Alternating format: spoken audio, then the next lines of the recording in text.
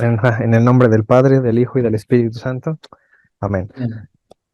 Dios, te damos muchas gracias por permitirnos reunirnos esta noche.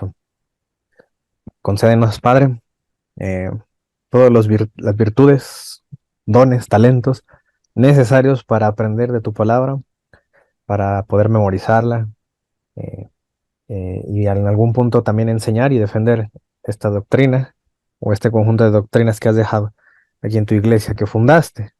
Permítenos ser pescadores de hombres. Permítenos no quedarnos solo con esto, sino compartirlo a todas las demás personas que no te conocen o les han metido confusiones o medias verdades de tu mensaje.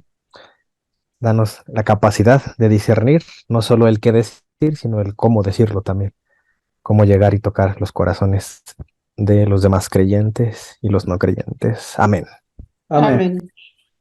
En En el nombre del Padre, del Hijo y del Espíritu Santo. Amén. Espíritu Santo. Amén. Amén.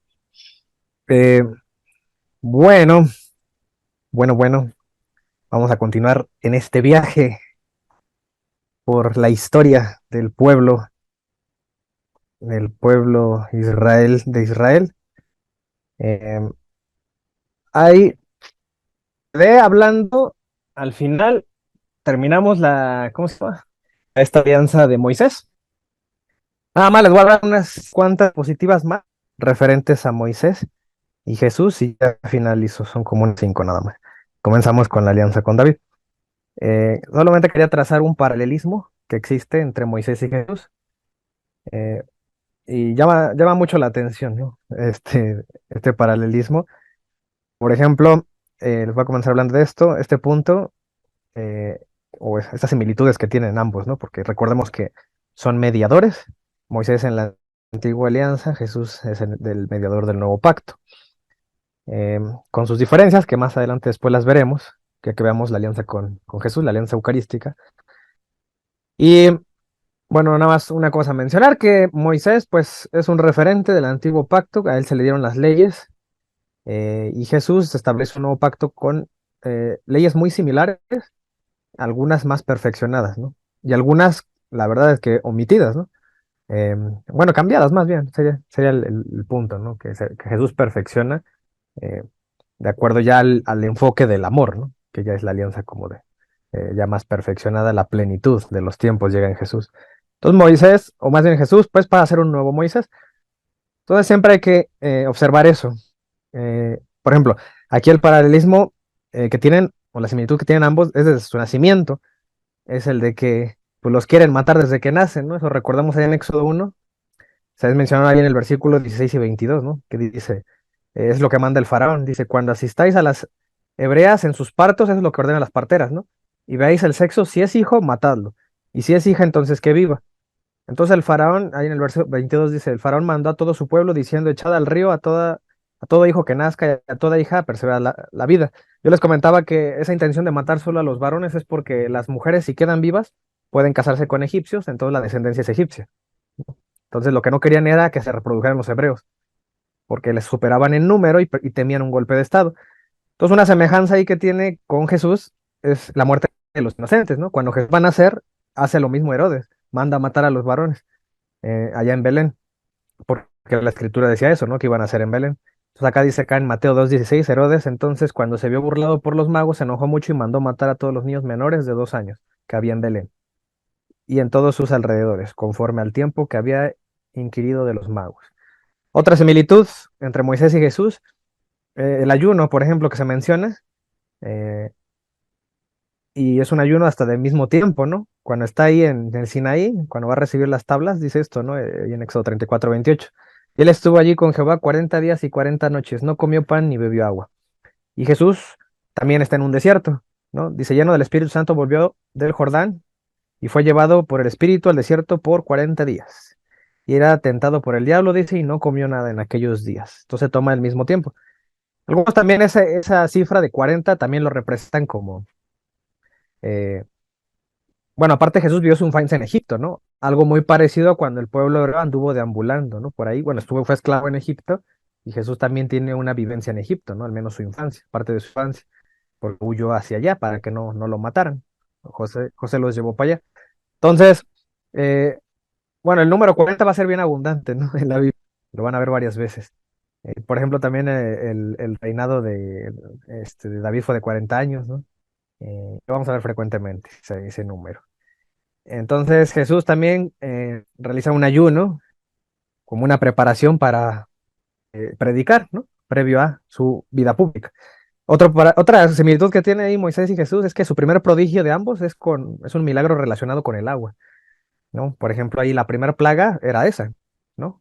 Dice acá, y Moisés y Aarón hicieron como Jehová lo mandó y alzando la vara golpeó las aguas que iban en el río en presencia del faraón y de sus siervos, y todas las aguas que había en el río se convirtieron en sangre. ¿Y si recuerdan cuál fue el primer milagro de Jesús según el Evangelio de Juan?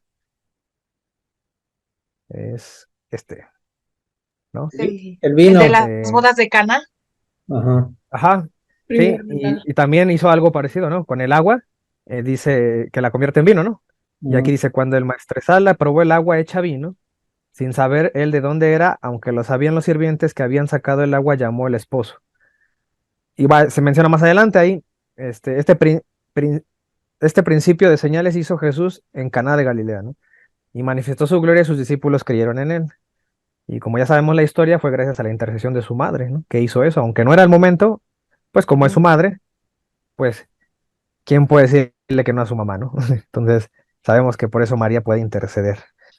Voy a retomar esta intercesión más adelante cuando hable de Salomón y se van a sorprender también, ¿no? Con ese paralelismo con Salomón y su madre. Dice acá, otra similitud es el envío de 12. Yo se los comentaba la vez pasada, estábamos hablando del primado de Pedro. Allá en los números 13, el libro de los números, capítulo 13, del verso 1 en adelante. Aquí dice, Jehová habló a Moisés diciendo, envía tú hombres que reconozcan la tierra. Fíjense, son varones. Dice que reconozcan la tierra de Canaán, la cual yo doy a los hijos de Israel de cada tribu. Iba a tomar uno de cada tribu, es decir, iba a tomar a 12 hombres de sus padres, enviaréis un varón cada uno, príncipe entre ellos. Y Moisés los envió, ¿no? Entonces hay un envío de 12, eran 12 espías que iban a visitar la tierra prometida porque ya estaban cerca. ujú. Entonces sí, fueron para allá y trajeron frutas y no sé qué cosas, ahí empezaron a contarles de lo que había allá. Entonces aquí la similitud con Jesús es que él también toma a 12 y aunque al principio no se menciona, pero ahí, por ejemplo, el Evangelio de Marcos nos dice eso, ya lo leímos la vez pasada, ¿no? Marcos 3:13 dice, y estableció a 12, ¿no? O sea, Jesús ahí eh, llamó a los que él quiso, para que estuviesen con él y para enviarlos a predicar, dice. Y más adelante, por ejemplo, ahí en el Evangelio de Mateo, en el capítulo 19, verso 28, ahí ya menciona como el significado de por qué son 12. Entonces Jesús dice, les dijo, de cierto os digo, en la regeneración, cuando el Hijo del Hombre se siente en el trono de su gloria, vosotros me habéis seguido también, os sentaréis sobre 12 tronos para juzgar a las 12 tribus de Israel. Entonces, cada apóstol, eh, bueno, el número simbolizaría eso, ¿no? Como un juez o algo, bueno, sí, de ahí viene, ¿no? El juzgar, para juzgar a las 12 tribus. Entonces, mencionaban con Moisés que eran 12 príncipes, ¿no? Y aquí también serían como representación de 12 líderes. Eh, Otra cosa interesante es que de esos 12 que escoge Moisés, a uno le cambia el nombre. Ahí en el versículo 16 del mismo capítulo, dice, estos son los nombres de los varones que Moisés envió a recorrer la tierra. Menciona a los 12, pero menciona aparte a uno sobre los 12 que se llamaba Oseas. Hijo de Nun, le puso Moisés el nombre de Josué, le cambia el nombre. Y Jesús hace lo mismo, de los 12 dice, y le trajo a Jesús, ¿no? Allá en Juan 1:42, y mirándole Jesús dijo, tú eres Simón, hijo de Jonás, tú serás llamado Cefas, ¿no? Entonces, en ambos casos ocurre algo muy semejante. Y en ambos casos, esa persona que escogieron de entre los 12 se convierte en un pastor o en un líder del rebaño, ¿no? Entonces, por eso ahí en el Deuteronomio 34:9, eh, eso hace Moisés, ¿no? Toma a Josué, ya se llama Josué, hijo de Nun, fue lleno del espíritu de sabiduría porque Moisés había puesto su mano sobre él. Y aquí hay algo importante. A esa persona que le cambió el nombre se convierte en líder y dice que los hijos de Israel le obedecieron e hicieron como Jehová mandó a Moisés. Eso también lo vemos reflejado en el mismo libro de los Números, en capítulo 27, ahí en el verso 16 en adelante. Y allí ya se llama más explícito el nombre de pastor, ¿no? Que es el pastor, el sucesor de Moisés. Dice, ponga Jehová Dios de los espíritus de toda carne un varón sobre la congregación. O sea, tiene que ser un varón a cargo de la congregación, que salga delante de ellos y que entre delante de ellos para que los saque y los introduzca. Dice, para que la congregación de Jehová no sea como oveja sin pastor. Es decir, tiene que ser líder y los tiene que introducir a la tierra prometida. Y curiosamente ese nombre que le pone Josué tiene la misma raíz hebrea que Jesús, que se pronuncia Yeshua, ¿no? Entonces, Yeshua deriva de ahí el nombre Josué y el nombre Jesús, que significa Dios salva, esa raíz. Entonces, ¿qué significa esto? Que ahora haya un Josué después de Moisés, que va a haber un Salvador o alguien que los va a introducir a la tierra prometida. Justamente eso hace Josué, físicamente los lleva a la tierra. Él es el que entra, ¿no? Con el arca a la tierra prometida. Y Jesús hace algo parecido, pero nos lleva a una tierra prometida que sería el cielo, ¿no? Entonces, ese sería como el paralelismo. Entonces, este hombre va a ser un pastor, dice, y Jehová dijo a Moisés, toma a Josué, hijo de Nun, varón en el cual hay espíritu, y pondrá su mano sobre él. Entonces hay una imposición de manos para transferir el liderazgo. Y si lo pones delante del sacerdote y delante de toda la congregación, eso es importante porque fíjense, es un nombramiento que Dios quiere que se haga enfrente de toda la congregación y le das el cargo en presencia de ellos, tienen que verlo. La congregación tiene que ver que Moisés deja un líder, no es algo oculto, a escondidas. ¿Por qué hace eso Dios? Para que se den cuenta quién es y que le obedezcan. Y pondrá de sobre él para que toda la congregación de los hijos de Israel le obedezca. Ah, pues con razón Jesús mismo, ¿no? Jesús enfrente de su congregación de sus 12 nombra a alguien pastor también, ¿no? Allá en Juan 21:15, es Juan 21:15, pues aquí no le puse, la cita se me olvidó. Pero en Juan 21:15 dice esto. Dice, esta era ya la tercera vez que Jesús se manifestaba a sus discípulos. Fíjense, está con sus discípulos, esa es su congregación, ¿no?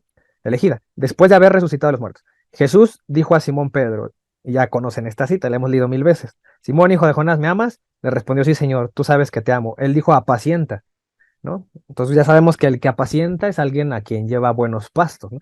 Alguien que es pastor. Le está nombrando pastor, no una vez ni dos, 3 veces. Quiere que quede claro enfrente de sus discípulos que él es el pastor. Apacienta mis corderos. La segunda vez le dice apacienta mis ovejas. La tercera vez igual. Entonces esta diferencia entre corderos y ovejas debe quedar claro que unos son las crías y otros son, digamos, los borregos o las ovejas adultas, ¿no? Entonces el cordero sería como la cría y la oveja como los progenitores, ¿no? O sea, ¿esto qué quiere decir? Eh, que el que haga esta diferencia entre corderos y ovejas significa que Pedro es líder tanto de la jerarquía a nivel superior como de los feligreses, los laicos, los que van entrando, ¿no? Entonces, ahí queda claro como que Pedro está pastoreando a todos, no nada más a unos. Tiene que pastorear a toda la iglesia, desde el que ya está ahí hasta el recién llegado. Entonces, ahí es nombrado pastor, igual, ¿no? Con Moisés. Otro punto semejante entre Moisés y Jesús es que cuando tienen contacto con Dios en algún punto de su ministerio, están en un monte y resplandecen al contacto con Dios. Por ejemplo, ahí en el Éxodo 34:29, ¿se acuerdan que habíamos leído que cuando recibe las piedras, Moisés, su piel resplandecía y su rostro, ¿no? Dice esto, y aconteció que descendió Moisés del monte Sinaí con las 2 tablas de testimonio en su mano. Al descender del monte no sabía Moisés que la piel de su rostro resplandecía después de que hubo hablado con Dios. Y Aarón y todos los hijos de Israel miraron a Moisés y aquí la piel de su rostro era resplandeciente. Y tuvieron miedo de acercarse a él. ¿Y si recuerdan cuando Jesús resplandeció en un monte? ¿No? Fue acá en la transfiguración, ¿no? Transfiguración. Y Transfiguración. también, y también ese resplandor le causó miedo a la gente. Y bueno, en ese caso los 3 testigos, ¿no? Que eran Santiago, Juan y Pedro. Entonces dice acá en la transfiguración en Lucas 9, aconteció como 8 días después de estas palabras que tomó a Pedro, a Juan y a Jacobo y subió al monte Tabor, ¿no? Lo mismo, muy parecido a lo que hizo Moisés. Y entre tanto que oraba, la apariencia de su rostro se hizo otra y su vestido blanco y resplandeciente, dice. Y aquí 2 varones que hablaban con él, los cuales eran Moisés y Elías. Y eso es curioso, ¿no? Porque son 2 eventos en donde hay un resplandor y aquí con Jesús se aparece Moisés. Entonces, pónganse en el lugar de los apóstoles que ya conocían la historia de Moisés y resplandece Jesús y se aparece también ahí Moisés, ¿no? Entonces, ¿qué significará eso? Y la voz lo que dice, ¿no? Este es mi hijo. Entonces es una manera en la cual Dios Padre está resaltando a Jesús entre Moisés y entre Elías. No dice, escuchen a los 3, o dice, escuchen a Moisés, no, escuchen a mi hijo, ¿no? Es decir, que Jesús tiene una autoridad, una importancia mayor que la de Moisés, que representaría la antigua alianza, y tiene una autoridad mayor que la de Elías, que representaría a los demás profetas, ¿no? Entonces, todo el antiguo pacto aquí queda a sus pies de Jesús. Entonces, dice aquí, pues, que estaban rodeados de gloria y hablaban de su partida que Jesús iba a cumplir en Jerusalén. Otro punto semejante es que ambos, tanto Moisés como Jesús, alimentan al pueblo de pan. Moisés lo hace con el maná, Jesús lo hace con la Eucaristía, ¿no? Entonces, ya conocemos este relato. Allá en el capítulo 16 donde se habla del maná, y en el verso 4 dice: Jehová dijo a Moisés: "He aquí yo os haré llover pan del cielo, y el pueblo saldrá y recogerá diariamente la porción de un día, para que yo los apruebe si andan en mi ley o no". Y Jesús, por otra parte, ¿qué nos dice? No sé, nos recalca ese evento, ¿no? Y dice: "Y Jesús, de cierto os digo, no os dio Moisés el pan del cielo". Este texto de Juan 6, acuérdense que es la enseñanza en Cafarnaúm. Fue la Pascua que vivió Jesús en su vida pública, porque la tercera Pascua fue la última cena. Entonces se cuenta cómo en esa Pascua enseña la Eucaristía y a la tercera Pascua da la última cena, donde vuelve a decir que Él es el pan, ¿no? Esto es mi cuerpo. Entonces dice acá: Jesús dijo: de cierto os digo, no os dio Moisés el pan del cielo. Está como aclarando o dando luz al antiguo pacto, lo que ellos saben del maná. Entonces dice: "Mas mi Padre os da el verdadero pan del cielo". Entonces, ¿cuál es el pan que da Cristo? Él dice: "Yo soy el pan de vida. Vuestros padres comieron del maná del desierto y murieron. Este es el pan que desciende del cielo para que el que de él come no muera. Yo soy el pan vivo que descendió del cielo, y si alguno comiere de este pan, vivirá para siempre, y el pan que yo daré es mi carne". Ahí está lo que es el pan, es su carne, la cual yo daré por la vida del mundo. Entonces nos quedamos ahora con ese pan, ya no con el de Moisés, ¿va? Eh, Otra similitud es que los dos establecen una Pascua. ¿Se acuerdan, no? En el Éxodo 12, Dios manda hacer la Pascua, que es cuando termina la última plaga de Egipto y van a partir, establece una fiesta o un día memorial para el pueblo, donde se come un cordero, que esa es la Pascua. Dice: "Y Moisés convocó a todos los ancianos de Israel y les dijo: Sacad y tomaos corderos por vuestras familias y sacrificad la Pascua". Ahí en el Éxodo 12:21. Y Jesús es ese nuevo cordero que también establece una Pascua, y nos lo dice ahí en 1 Corintios San Pablo. En el capítulo 5 verso 7 dice: "Limpiaos pues de la vieja levadura para que seáis nueva masa, sin levadura como sois. Porque nuestra Pascua", aquí lo aclara, nuestra Pascua es Cristo, "ya fue sacrificada por nosotros. Así que celebremos la fiesta". Ah, pues con razón el católico enseña eso, ¿no? Que la Eucaristía es una celebración, es una fiesta. Entonces vivimos esa Pascua igual. Nada más que el cordero que nos comemos está sustancialmente en el pan y en el vino que consumimos. Y ya por último, pues ambos nos traen un éxodo, una liberación, que también ya lo mencioné cuando hablamos de la Eucaristía. Los versículos donde nos habla de esa partida, que eso significa éxodo, partida o salida, es por ejemplo acá en Éxodo 13:20. Aquí es cuando salen de la esclavitud. Dice que partieron de Sucot y acamparon en Etam, ¿no? A la entrada del desierto. Dice: "Y Jehová iba delante de ellos de día en una columna de nube para guiarlos por el camino". También ahí es cuando llegan, apenas van al Sinaí. Y acuérdense que en el Sinaí estuvieron como un año hasta que recibe las tablas de piedra Moisés. Después de ese año ya recién parten a buscar la tierra prometida. Por eso es hasta el libro de los números, 10-12. Y ahí dice, ¿no? Apenas. "Y partieron los hijos de Israel del desierto". Eso es éxodo, ¿no? Partir o salir, librarse. Dice del Sinaí. Partieron la primera vez al mandato de Jehová por medio de Moisés. Fíjense esto. Como Moisés sí es un mediador, dice Jehová. El mandato de Jehová es por medio de Moisés. Y Jesús, ahí mismo en la transfiguración, en el último versículo, también platica eso Moisés y Elías con Jesús. Dice, ahí en el verso 31, dice: "Quienes aparecieron rodeados de gloria, ¿quién? Moisés y Elías. Y hablaban de su partida". Y esto si vas ahí, ya lo expliqué la vez pasada, si te vas al griego antiguo, al griego koiné, en el original, que está así escrito el Evangelio de Lucas, dice: hablaban de su éxodo, ahí viene la palabra éxodus, ¿no? Pero es traducida en la Reina Valera como partida, que iba a Jesús a cumplir en Jerusalén. Entonces Jesús también nos trae un éxodo. Y ya por último, Moisés nos trae un pacto, Jesús también nos trae un pacto. Ahí en el Éxodo 24:8, Moisés dice esto. Y curiosamente, cuando Jesús en la última cena establece la nueva alianza con la copa, usa casi las mismas palabras que dice Moisés. Nada más que Moisés dice el pacto y Jesús dice el nuevo pacto, ¿no? Entonces aquí, entonces Moisés tomó la sangre y roció sobre el pueblo. Era la sangre, acuérdense, de los holocaustos que había hecho de los animales. Y dijo: "He aquí la sangre del pacto que Jehová ha hecho con vosotros sobre todas estas cosas". Y Jesús, que dice en la última cena, de igual manera, después que hubo cenado, tomó la copa. Moisés toma sangre, Jesús toma la copa. Y dice: "Esta copa es el nuevo pacto en mi sangre, que por vosotros se derrama". Entonces, esos serían como los puntos que ya nada más quería finalizar con el tema de Moisés. Y resulta que ahora vamos a ver qué pasó después de Moisés. Y aquí viene la alianza con David. Pero un poquito previo antes de hablar de David y quién fue y cómo llegó. Y eh, nada más hay que ubicarnos en el contexto histórico, en la Biblia, ¿no? Quedamos que hay tres alianzas que hablamos al principio: Adán, Noé y Abraham. Están esas tres en el Génesis. Cuando ya hablamos de Moisés, nos enfocamos en el Éxodo, en el Levítico, Números y el Deuteronomio, ¿no? Aquí es donde muere Moisés, se relata en el Deuteronomio. Y en el Deuteronomio también se relata, ¿no? Cuando pasa el transfiere el poder a Josué, ¿no? A Oseas, que le cambia el nombre a Josué. Por eso sigue aquí el libro de Josué en la Biblia. Entonces aquí ya se narra el repartimiento de las tierras a las 12 tribus, cuando ya llegan a la tierra prometida. Por ejemplo, se narra eso. Y la organización que empieza a tener el pueblo. Entonces tiene que haber un líder, alguien que sea, como por así decirlo, el presidente, ¿no? El que gobierne. Entonces establecen un juez. Entonces por eso sigue el libro de los jueces. Y hubo varios jueces, entre ellos yo creo el más famoso es Sansón, ¿no? El que todos conocen esa historia. Y ya el último juez fue Samuel, por eso siguen los libros de Samuel. Originalmente, cuando se traduce al griego, ¿no? La Biblia, ya en la Septuaginta, que le llaman, eh, es la Biblia como, digamos, la traducción griega, pues una traducción griega antigua en la cual se basa la Iglesia Católica para tener la Biblia que tenemos hoy, ¿no?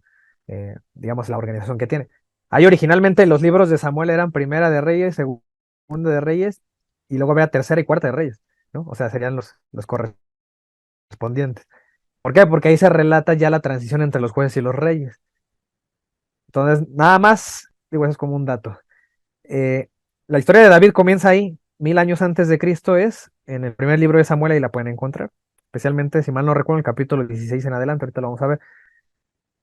Eh, pero antes de David hubo otro rey, ¿no? Que fue Saúl, primero antes de David. El primero fue Saúl, después David. Y en adelante ya hubo muchos, muchos más reyes. Muchos se portaron mal, hasta algunos bien. eh, y por eso están estos libros, ¿no? Así.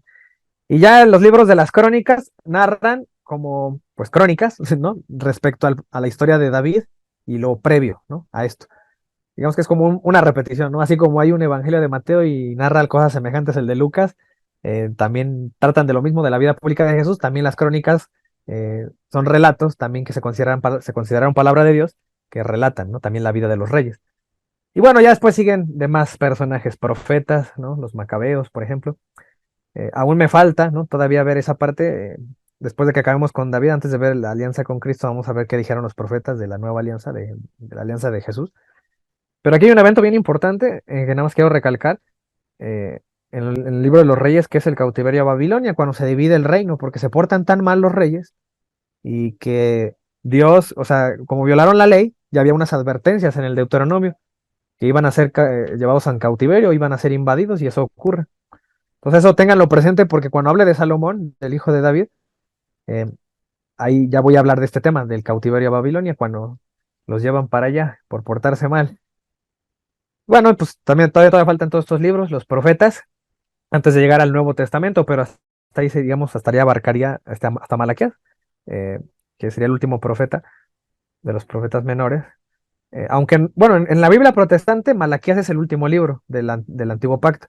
En nuestra Biblia católica es Macabeos, porque Macabeos fueron como 200 años antes de Cristo. Entonces, es importante esa narración porque los judíos también fueron invadidos eh, y se les prohibió del culto, ¿no? Su cultura y su religión, del judaísmo. Entonces se armó una revolución y de eso trata la guerra de los macabeos, ¿no? De defender esa religión. Entonces, miren, aquí vamos primero a resumir, eh, antes de hablar de lleno de cada detalle de David, ¿qué importancia tiene este hombre?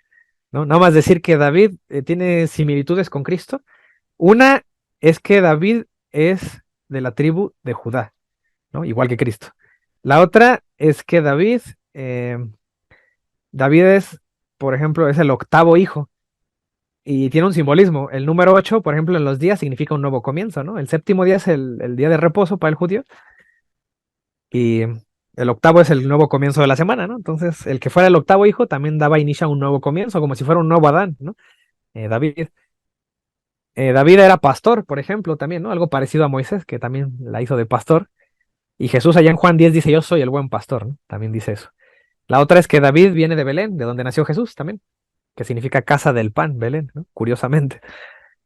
Entonces, miren, políticamente, ¿qué hizo David? ¿Qué importancia tuvo? Es que ayudó a extender el reino. En aquel tiempo los reyes se encargaban de dirigir los combates que había. Entonces, la extensión del pueblo, que apenas se había asentado después de venir de la esclavitud, digo casi apenas, David hace una extensión del reino, crece el pueblo judío, bueno, el pueblo hebreo. Entonces, en eso ayudó bastante David. Incluso dice a naciones gentiles, ya les pongo las citas. La otra es que a partir de David se toma la importancia o se menciona mucho a Jerusalén, la ciudad de Jerusalén como la capital la toma. Y ahí están algunas citas donde pongo eso, y que es una ciudad aún incluso mencionada como elegida por Dios, y que Jerusalén, si ustedes recuerdan, va a ser figura de lo que es el cielo, ¿no? Por eso el Apocalipsis nos habla de la Jerusalén celestial, y también lo menciona la carta de Hebreos. Entonces, todo lo que ahorita vemos, traten de relacionarlo con el Nuevo Testamento, con el Evangelio, ¿vale? Para que vean todo lo que le pasa a Jerusalén y, y cómo cuando llega Cristo también nos va a conducir a una nueva Jerusalén o una nueva Canaán celestial o un nuevo Edén, ¿no? Que al final ese es el encuentro con Dios que buscamos. También David fue un buen reformador, por ejemplo, en la liturgia. Originalmente el culto con Moisés se cree que era en silencio, no había cantos, no había música, todo era en silencio, ¿no? El culto que se hacía. Y David introduce los salmos. Él es el autor, o al menos la tradición así nos lo ha dicho, que él fue el primer o el principal autor de los salmos que vemos ahí en la Biblia. Casi todos tienen origen en David. Y metió los cantos a la liturgia. Incluso se le llama el dulce cantor, ¿no? Ahí en 2 Samuel 23:1, porque también David era músico, ¿no? Entonces también tocaba ahí, creo, el arpa, no sé. Y dice, otra cosa que hizo importante fue que trasladar el arca. ¿Se acuerdan allá en el segundo libro de Samuel, ahí en capítulo 6, ¿no? Que trasladó el arca. Y es todo un capítulo que trata de eso. Eso fue importante porque el arca, perdón, de la alianza estaba en una tiendita donde Moisés siempre la tenía. Entonces David planea. Él no hace eso, pero lo planea hacer un templo. Y lo vamos a ver ya en la alianza, ahorita que hablemos de eso. En la escatología, él anuncia, ¿no? La escatología es pues lo que ha de venir. O sea, él da el anuncio del que ha de venir, que es Cristo. ¿Dónde lo anuncia? Lo anunció varias veces en los salmos. Hay muchos salmos que se les llaman mesiánicos o que hablan del Mesías. Entonces, esa importancia también tuvo. Y otra cosa, bueno, de los salmos, allá en las cuevas de Qumran, ahí en el Mar Muerto, ahí se encontró, dentro de todos los documentos importantes, se encontró un libro de salmos. Y ese libro de salmos tenía como un prefacio, digamos, un preámbulo.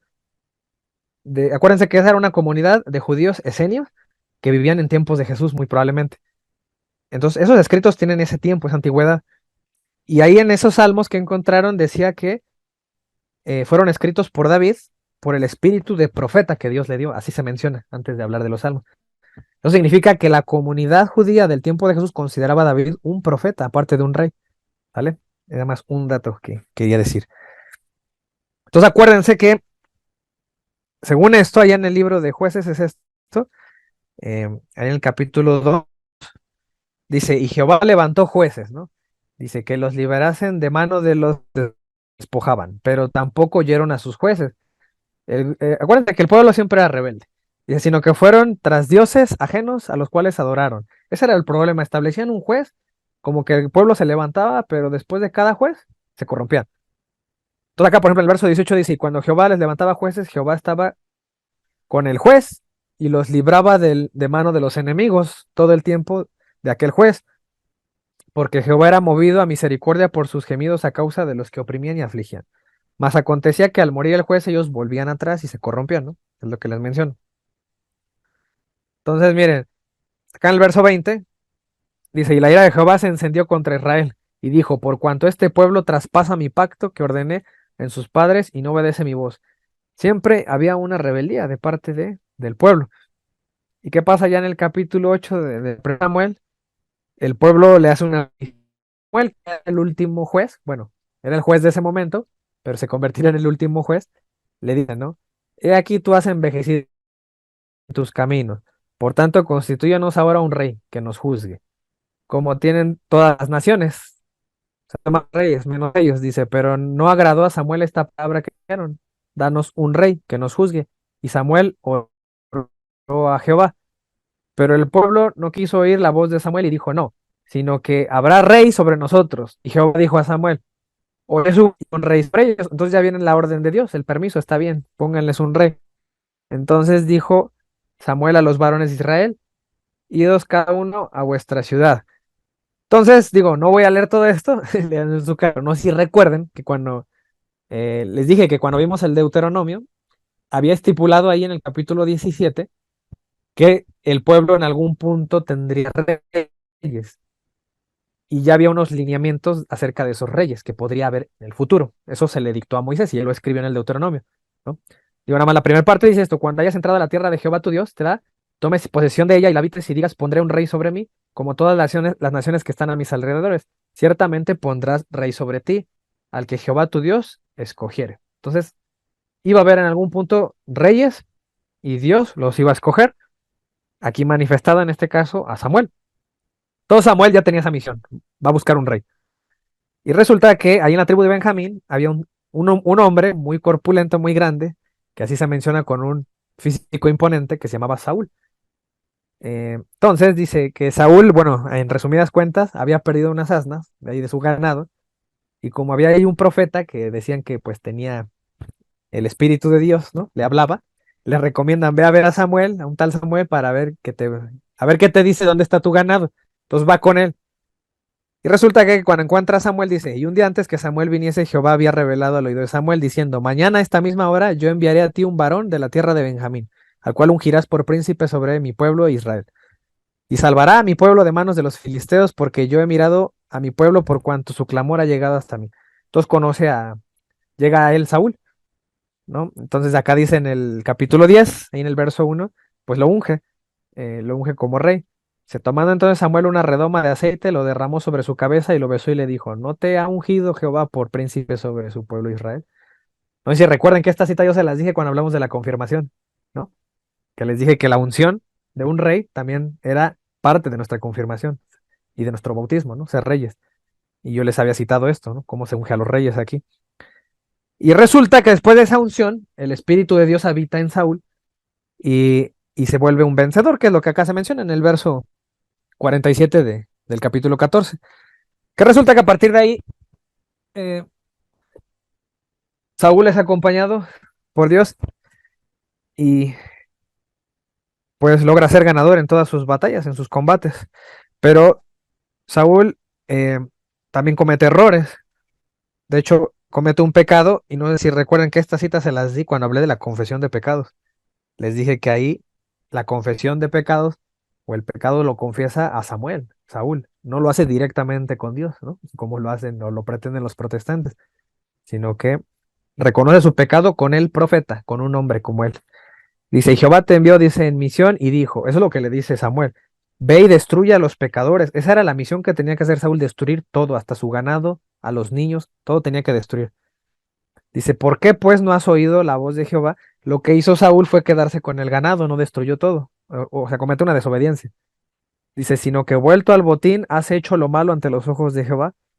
Entonces Saúl dice esto, le dice a Samuel, yo he pecado.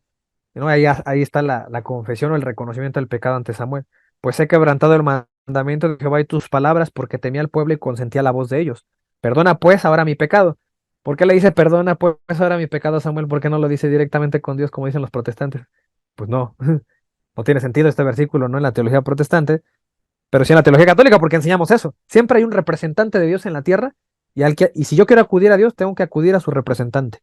No significa que yo considere que es Dios, el sacerdote o el profeta, pero así tiene que ser, porque así me lo marca la escritura. Le dice a Samuel, perdona pues ahora mi pecado y vuelve conmigo para que adore a Jehová. Fíjense cómo no deja de reconocer a Yahvé o a Jehová como su Dios, a pesar de que le dice perdona mi pecado a Samuel. Es lo mismo que hacemos nosotros. Le decimos a un sacerdote perdona mi pecado, pero no dejo de reconocer quién es Dios, ¿no? Entonces dice, y Samuel respondió a Saúl, no volveré contigo porque desechaste la palabra de Jehová y Jehová te ha desechado para que no seas... Entonces quedamos que Saúl empieza a equivocarse. Esto sí le afectó mucho este error, ¿no? Esta desobediencia al pobre de Saúl. Entonces Historia, hijo. decidió obedecer al pueblo. darle gusto al pueblo de quedarse con el botín en lugar de destruir todo como Dios le había mandado. Entonces, miren, Samuel se decepciona mucho, hasta dicen que hasta anduvo llorando, y dice la escritura que le lloró mucho a Saúl, y Dios lo manda pues con otra persona porque ya no quería que Saúl fuera rey, no era obediente. Entonces lo manda a buscar a otro. Allá en el capítulo 16 dice, entonces dijo Samuel a Isaí, otras traducciones le llaman Jesé, el papá de David. Aquí le llama la Reina Valera Isaí. Entonces dice, lo manda Dios, ¿no? A la casa de Isaí o de Jesé, y uno de sus hijos va a ser rey. Dice, y le pregunta a Samuel, ¿son estos todos tus hijos? Y él respondió, queda aún el menor, el que apacienta las ovejas. Y dijo Samuel a Isaí, envía por él, porque no nos sentaremos a la mesa hasta que él venga aquí. Envió pues por él y le hizo entrar, y era rubio, hermoso de ojos y de buen parecer. Entonces Jehová dijo, levántate y úngelo, porque este es. Y ya otra vez hace el tema este de la unción. Y Samuel tomó el cuerno de aceite y lo ungió en medio de sus hermanos. Y desde aquel día en adelante, el Espíritu de Jehová vino sobre David. Vean que después de la unción llega el Espíritu de Dios, ¿no? Que es lo que nos pasa en nuestra confirmación también. Tenemos la unción y es lo que vivimos. Ese también es un fundamento de eso, del por qué se hace, o la raíz o la semilla del sacramento de la confirmación tiene que ver con la unción del antiguo pacto. Dice, se levantó luego Samuel y se volvió allá a este lugar, a Ramá. Dice acá, ya después sigue el capítulo 17 y esta historia todos ya la conocen, no tengo que explicarla, ¿no? Que es la batalla que tiene David con un soldado filisteo, que la escritura menciona que es un soldado grande, que no perdía sus batallas y eliminaba a todos. Y David, aunque era chiquito, eh, era muy diestro con la onda, ¿no? Entonces se le ocurre enfrentarlo, nadie le ganaba y le gana la batalla. Le lanza y le da en la frente, hasta le incrusta la piedra, ¿no? En la cabeza, y lo mata a Goliat. Y cuando pues logra vencerlo, va y le corta la cabeza con su misma espada y, y entrega la cabeza, ¿no? Dice, y cuando David volvía de matar al filisteo, Abner lo tomó y lo dice, y lo llevó delante de Saúl. Acuérdense que Saúl todavía es rey. Todavía formalmente David, aunque ya fue ungido, todavía no es rey, pero Saúl todavía sí lo era. Dice, teniendo David la cabeza del filisteo en su mano. Y aquí es donde Saúl conoce a David. Dice, y le dijo Saúl, muchacho, ¿de quién eres hijo? Y David respondió, yo soy hijo de tu siervo Isaí, de Belén, ¿no? Porque también eran militares, la familia de David. Entonces aquí conoce a David, y incluso llevaron una buena amistad al principio, Saúl y David, al punto de que una de las hijas de Saúl se casa con David, Mical, si recuerdan la historia, ¿no? De Mical, que era hija de Saúl, se casa con David. Pero empieza a tener Saúl una decadencia en su reinado. Dice, Saúl dejó de ser respaldado por Dios desde su desobediencia, que ya lo vimos acá. Estas citas narran eso. Nada más aquí lo resumo para no tardarnos tanto en esto. La otra cuestión es que un espíritu malo lo atormenta, ¿no? Se narra aquí en este versículo. Y en esa narrativa se menciona que lo atormentaba el espíritu, y David llegaba a tocar el arpa, y gracias a eso el espíritu salía, era librado. Hagan de cuenta que era como un exorcismo, porque David tenía el espíritu de Dios, y a interpretar sus melodías a Saúl le gustaba mucho oírlo, y lograba librar de un espíritu malo que lo atormentaba. La otra cuestión es que en una batalla el público aclama más a David que a Saúl.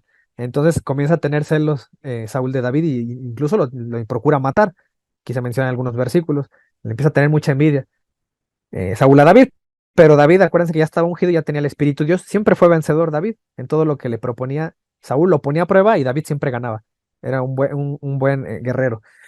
Entonces ya este fue el final de Saúl. Ya nos brincamos ahí al capítulo 31, en donde él se suicida con una espada, ¿no? Toma su espada y se tomó con su propia espada y se echó sobre ella, porque ya habían sido acorralados en todas las de morir en manos del enemigo.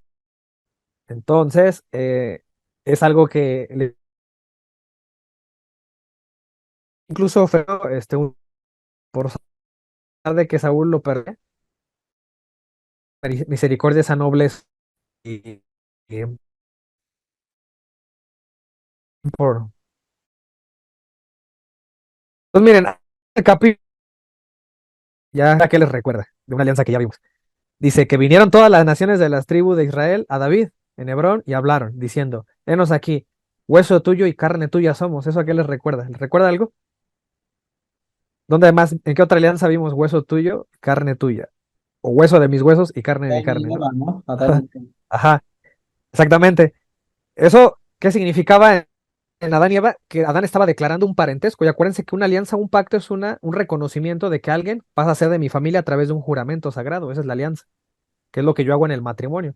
Esa mujer que era de esa familia, ahora su papá me la entrega en el altar, ¿no? Ya pasa a ser de mi familia. Y ahora su prioridad de esa mujer es su marido y sus hijos que tiene. Ya no son sus papás, ¿no? Su prioridad es la familia que funda. Entonces, el pueblo viene a ser como esa novia de David. Entonces, hueso tuya y carne tuya somos, menciona. Dice, y aún antes de ahora, cuando Saúl reinaba sobre nosotros, dice, eras tú quien sacabas a Israel a la guerra y lo volvías a traer. Además, Jehová te ha dicho, tú apacentarás a mi pueblo Israel y tú serás príncipe sobre Israel. Vinieron pues, dice, todos los ancianos de Israel, dice, ahí ya es el reconocimiento oficial, ¿no? De David como rey. Y el rey David dice, hizo pacto con ellos en Hebrón delante de Jehová y ungieron a David por rey sobre Israel. Y ahora sí ya es rey del pueblo. Una de las cosas que hace David, allá más adelante en ese mismo capítulo, ahí en el verso 6 al 9, dice, es esto, dice, entonces marchó el rey con sus hombres a Jerusalén contra los jebuseos que moraban en aquella tierra, los cuales hablaron a David, diciendo, tú no entrarás acá. Fíjense, los jebuseos, no sé si se acuerden que les dije eso, cuando Moisés entra a la tierra prometida, se mencionó un pueblo que se llamaban los jebuseos, que eran nativos de ahí, y yo les dije, acuérdense de ese pueblo porque se los voy a mencionar en la alianza con David, porque ellos habitan Jerusalén. Y eso es lo que hace David, tomar la fortaleza de Sión que se encuentra en Jerusalén. Dice, pero David tomó la fortaleza de Sión, la cual es la ciudad de David, y David moró en la fortaleza y les puso por nombre la ciudad de David, y edificó alrededor desde el Milo hacia adentro, ¿no? Entonces toma ahí Jerusalén. Por eso el Salmo ahí 132:13 habla al 18 habla de eso. Acuérdense que los salmos son narraciones de David o cánticos, ¿no? Originalmente. Y dice eso, porque Jehová ha elegido a Sión, que es el lugar, ¿no? El monte. Acuérdense que ahí fue donde hace la alianza David con Dios. Dice, la quiso por habitación para sí. Dice, este es para siempre el lugar de mi reposo, aquí habitaré porque la he querido. Bendeciré abundantemente su provisión, a sus pobres saciarán de pan. Asimismo vestiré de salvación a sus sacerdotes y a sus santos darán voces de júbilo. Acuérdense que esta frase de vestiré de salvación es una frase muy, muy judía, ¿no? También lo mencionamos con otro profeta, que me acuerdo creo que con Jeremías, y por eso San Pablo ahí en Gálatas 3, ¿no? 27 menciona, me revestiré de Cristo, ¿no? O sea, o me vestiré de salvación, ¿no? Que es lo mismo. Eh, Ahí dice, ahí haré retoñar el poder de David. ¿En dónde? En Sión. Dice, he dispuesto lámpara a mi ungido. ¿Por qué dice eso de Sión, de David? Porque ahí es donde establece su alianza. Y ya después vamos a pasar ahorita al capítulo 6 antes de pasar a la alianza, porque el capítulo 6 solo es un repaso porque ya lo vimos, cuando vimos temas de María, que ahí es donde hace esta parte David de llevar el arca de la alianza, ¿no? De traérsela hacia Sión, hacia el monte. Entonces, dice acá, nada más para enlazar este paralelismo del arca con María, ¿no? Que es lo que hemos visto, y es la razón por la cual, pues, a María se le denomina el arca de la alianza, eh, y por eso, ¿no? Lo decimos en el rosario, arca de la alianza, ruega por nosotros, casa de oro, ruega por nosotros, ¿no? Entonces, para que también se vayan aprendiendo por qué esos títulos tienen ese sentido. Ahora bien, ¿por qué se le compara? Pues vamos a ver el paralelismo que traza el evangelista Lucas. Métanse en la mente de Lucas, y Lucas ya conocía la Sagrada Escritura, y él cuando da su relato, como que a propósito traza un paralelismo de María con el Arca de la Alianza. ¿Por qué lo sabemos? Por ejemplo, en el Éxodo 40, 34 al 35 dice, entonces una nube cubrió el tabernáculo de la reunión y la gloria de Jehová llenó el tabernáculo. Y no podía Moisés entrar en el tabernáculo de reunión porque la nube estaba sobre él y la gloria de Jehová lo llenaba. Fíjense. Y del otro lado, ¿qué le dice a María, no? Respondiendo el ángel le dijo, el Espíritu Santo vendrá sobre ti. O sea, es una anécdota parecida. Y el poder del Altísimo te cubrirá, que es lo mismo que ocurre con el Arca de la Alianza. Entonces acá en 2 Samuel 6:2 dice, y se levantó David y partió de Baala, de Judá, con todo el pueblo que tenía consigo para hacer pasar por allí el Arca de Dios. ¿Y qué dice Lucas? Algo parecido, ¿no? Ahí en Lucas 1:39, en aquellos días, levantándose María, fue deprisa a la montaña a una ciudad de Judá. Ese es el paralelismo que trata Lucas. Dice, por ejemplo, ahí en el verso 9 del mismo capítulo, dice, y temiendo David a Jehová, aquel día dijo, ¿cómo ha de venir a mí el arca de Jehová? Que es lo mismo que dice Santa Isabel, ¿no? Ahí en Lucas 1:43, ¿por qué se me concede esto a mí, que la madre de mi Señor venga a mí? Fíjense cómo por un lado se refiere al arca y por el otro lado hace referencia a lo mismo, pero a María. ¿Qué tienen en común los dos? Que los dos cargan un pacto. El arca de la alianza carga las piedras, ¿no? Del pacto, las tablas de piedra, y María tiene dentro de sí a Jesús, que es el nuevo pacto, ¿no? En persona. Dice acá en 2 de Samuel 6:16, dice, cuando el arca de Jehová llegó a ciudad de David, aconteció que Mical, hija de Saúl, miró desde una ventana y vio al rey David que saltaba y danzaba delante de Jehová. ¿Y qué pasa en el relato de Lucas? Que la criatura dentro de, y Santa Isabel saltaba de alegría en el vientre, ¿no? Dice, por eso dice, porque tan pronto como llegó la voz de tu salutación a mis oídos, la criatura saltó de alegría. Entonces, por un lado baila David, por el otro lado baila Juan, ¿no? Juan el Bautista. Acá en el verso 11 dice, y estuvo el arca de Jehová en casa de Obed-edom, Geteo, 3 meses, y bendijo Jehová a ese lugar, a esa casa. Entonces, fíjense, esa casa guarda a María, que perdón, guarda el arca y es bendecida. Y en el relato de Lucas se quedó en la casa de Isabel, ¿no? Dice, y se quedó María con ella como 3 meses. Después se volvió a su casa. Entonces, algo parecido. ¿Por qué Lucas sabrá deliberadamente, se ve, ¿no? Que trazó un paralelismo con el antiguo pacto, porque es lo que te quiere decir, que María es un arca, ¿no? Que guarda dentro de sí a Jesús. Y eso también tiene implicaciones, ¿eh? Por ejemplo, en el dogma de la Inmaculada Concepción, por eso decimos que el arca nadie la podía tocar, nadie podía profanar lo que Dios había tomado para sí. Entonces el arca representaba eso de Dios. Por eso María no fue tocada, fue siempre virgen y por eso era libre de pecado, era inmaculada. Eso es un fundamento. Entonces ahora espero que entiendan por qué en el libro del Apocalipsis, siguiendo este paralelismo del arca y de María, que casi nadie hace, se fija en esta conexión, pero miren, en el Apocalipsis, en el capítulo 11, el último versículo del capítulo 11 es el verso 19 y dice esto, y el templo de Dios fue abierto en el cielo, es la visión que tiene Juan en el cielo. Dice, y el arca de su pacto se veía en el templo. Entonces Juan tiene una visión en el cielo, ve el arca, dice, y hubo relámpagos, voces, truenos, un terremoto y grande granizo. Inmediatamente que acaba este capítulo, comienza el capítulo 12 y verso 1, y que comienza diciendo, apareció en el cielo una gran señal, una mujer vestida de sol. Entonces vean esa conexión que hace entre un capítulo y otro, hablando del arca, e inmediatamente en esa misma visión, después del arca, ve a la mujer vestida de sol, que es resplandeciente, ¿no? Con la luna debajo de sus pies y sobre su cabeza una corona de 2 estrellas. Y si tiene una corona, pues es porque es reina, ¿no? Ah, entonces con razón el católico, cuando relaciona la evidencia, ¿no? Del Apocalipsis y este paralelismo de Lucas con el arca, sabemos que esa mujer puede interpretarse como que es María, porque también ahí más adelante habla de que su hijo, ¿no? Es el que gobierna con vara, ¿no? Con cetro de hierro. Las naciones, pues, tiene que ser Jesús, o sea, por lo tanto debe ser María. Entonces, bueno, digo, ese era un paréntesis que quería hacer del paralelismo del arca de la alianza con María respecto a el tema de David. Entonces, miren, ya ahora sí voy a hablar formalmente de la alianza de David, el tiempo que me resta. Y comienza, ¿dónde está eso? Eso está en el segundo libro de Samuel, el capítulo 7. Eso no, memoricen, a partir del verso 4. Lo hace a través de un profeta que se llama Natán. Dice, aconteció aquella noche que vino palabra de Jehová a Natán diciendo, acuérdense lo que es una alianza, es un juramento, ¿no? Tiene que hacer un juramento para incorporar a la familia, a alguien. Entonces, eso va a ser con David, Dios. Dice, ve y dile a mi siervo David, así ha dicho Jehová. Lo que pasa es que aquí David les decía que quiere planificar hacerle un edificio, una casa a Dios, un templo. Y por eso comienza diciendo esto Dios.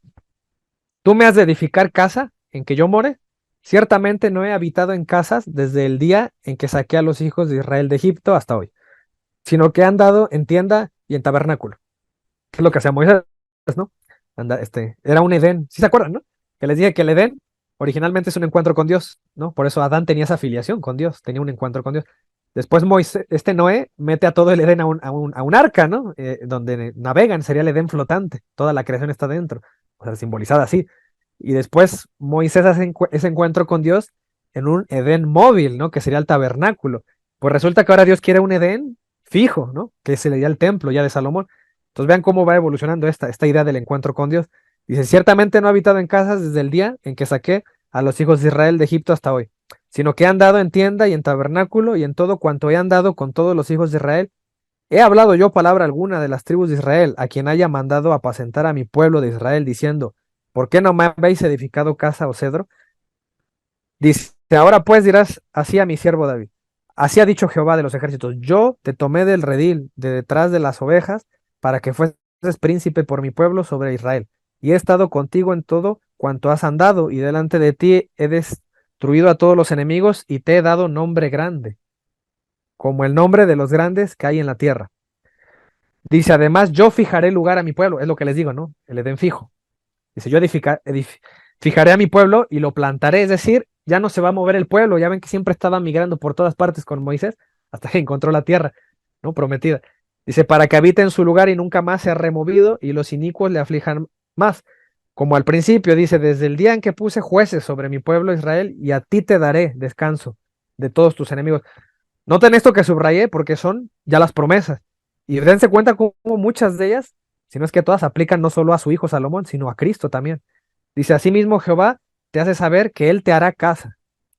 Y cuando tus días sean cumplidos y duermas con tus padres, yo levantaré después de ti a uno de tu linaje, el cual procederá de tus entrañas, y afirmaré su reino. Él edificará casa a mi nombre, y yo afirmaré para siempre el trono de su reino. Yo le seré a él padre, y él me será mi hijo. Y si él hiciere mal, yo le castigaré con vara de hombres y con azotes de hijos de hombres. Pero mi misericordia no se apartará de él, como la aparté de Saúl, al cual quité delante de ti, y será firmada tu casa y tu reino para siempre, delante de tu rostro, y tu trono será estable eternamente. Entonces, miren, esa es la alianza, a grandes rasgos, ¿no? O sea, completa, digamos, el texto. Pero yo voy a agarrar algunas frases que ya les leí para explicarlas mejor. Por ejemplo, esta. Dice aquí, ve y di a mi siervo David, así ha dicho Jehová, tú me has de edificar casa en que yo more. Y fíjense, ¿qué significa casa? Es como un templo, pero también se puede entender como familia, ¿no? Si se acuerdan de esta famosa cita de San Pablo, allá en 1 Timoteo 3:15, para que sepas cómo comportarte en la casa de Dios, ¿no? Dice así, o sea que Dios sí tiene casa. ¿Y qué dice que es la casa de Dios? La iglesia, ¿no? Del Dios viviente. Entonces, vayan conectando con el nuevo pacto, dice, desde el día en que puse jueces sobre el pueblo de Israel, dice, y a ti daré descanso en todos tus enemigos. Asimismo, Jehová te hace saber que él te hará casa. Acuérdense que también el judío tiene esa frase, ¿no? Y todos los de su casa. Así le dijo a Abraham, circuncidarás a todos los de tu casa. Se refiere a su familia, no literalmente a lo mejor a su casa, ¿no? A las cuatro paredes. Y también cuando se bautizó allá al carcelero, allá en Hechos 16:31, bautizó a todos los suyos, a los de su casa, dice, ¿no? Es decir, a todos. Entonces vean que esa expresión judía de toda su casa también se refiere a una familia o una dinastía. Por eso se puede traducir así. Dice, David no le edificará casa a Dios, eso no lo va a hacer porque Dios prefiere fortificar la dinastía de David. Es lo que significaría esto.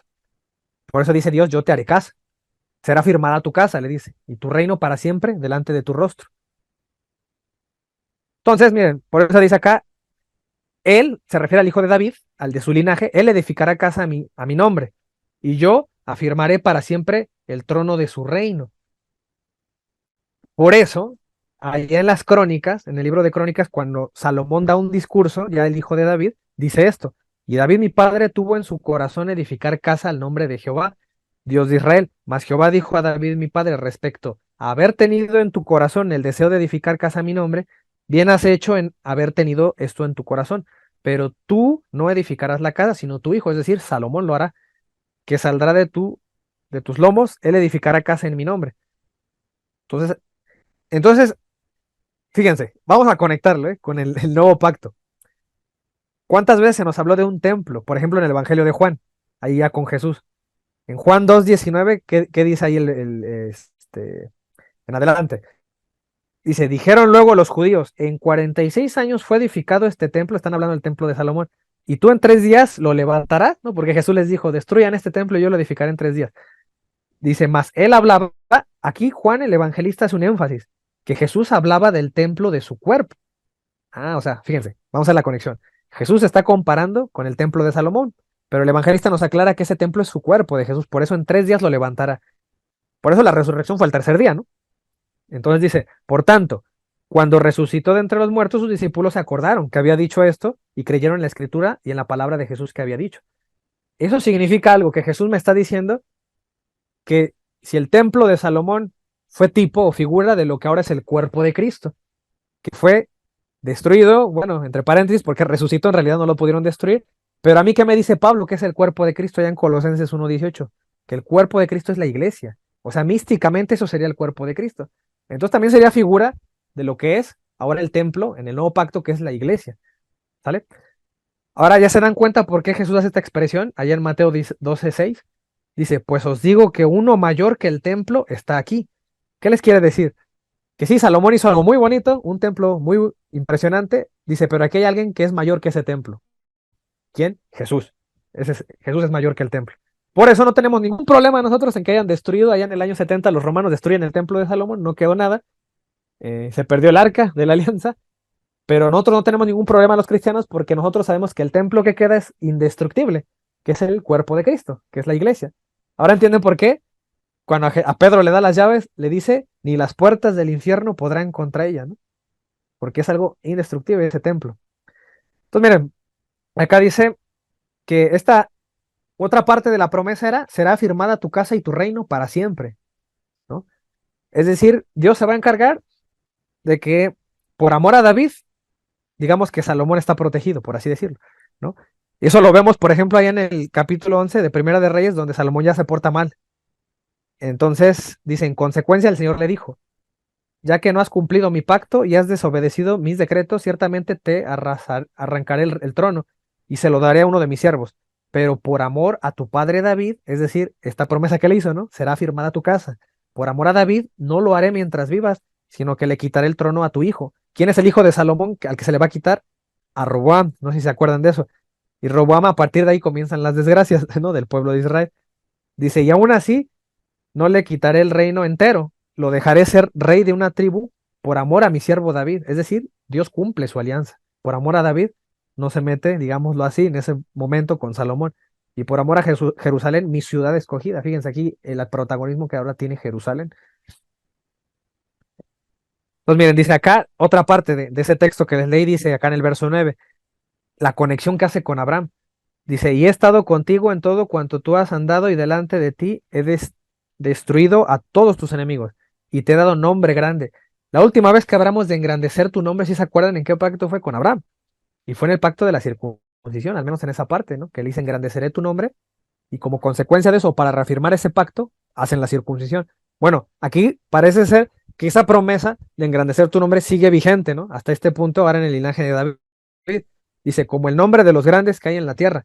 Y acuérdense que esto de engrandecer tu nombre también se ve muy relacionado en la antigüedad a los reyes. Los reyes son los que tienen un nombre reconocido. Por eso aquí se mencionaba esto, ¿no? Allá en Génesis 17:6 es lo que les dije. Y haré de ti una nación grande y te bendeciré. Engrandeceré tu nombre y serás bendición, es lo que le dice Abraham. Y por eso le dice, ¿no? Y te multiplicaré en gran manera y haré naciones de ti. Y si te acuerdan, ¿no? Que con Abraham decía, reyes saldrán de ti y estableceré mi pacto entre mí y ti. Entonces esa frase de reyes saldrán de ti, pues ya vendría ahí prefigurado que iba a venir un rey. En este caso aquí David, ¿no? Con el que hace la alianza, el rey David. Otra parte importante es acá en el verso 12 al 13, eh, que es el reinado, que continuará su reinado. Por eso se dan cuenta que el judío cuando en tiempos de Jesús, o bueno, después de David, siempre estaban esperando un restablecimiento o una restauración del reino davídico, porque todos se acordaban de esa alianza con David.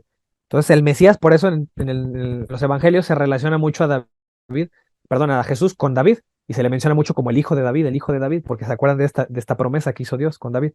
Dice, y cuando tus días sean cumplidos y duermas con tus padres, yo, dice, levantaré después de ti a uno de tu linaje. ¿Sí se acuerdan que en todas las alianzas mencionamos que había siempre una simiente, ¿no? Estábamos rastreando la simiente desde Adán, ¿no? Que la simiente iba a aplastar la cabeza de la serpiente. Bueno, pues aquí se vuelve a mencionar este tema de la simiente como linaje. Dice, el cual procederá de en tus entrañas y afirmaré su reino. Él edificará casa a mi nombre y dice, y yo afirmaré para siempre el trono de su reino. Yo seré a él padre y él me será mi hijo.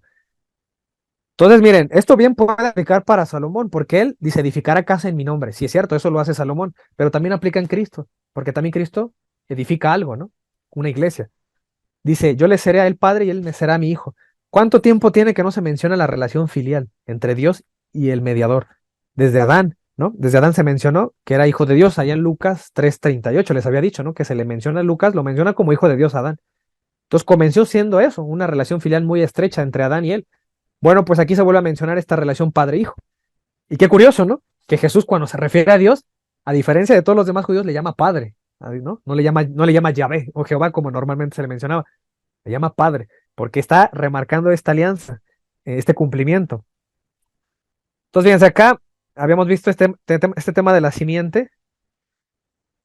Entonces, por eso dice acá, en tu simiente serán benditas todas las naciones. Esto le dijo a Abraham, ¿no? Antes de David.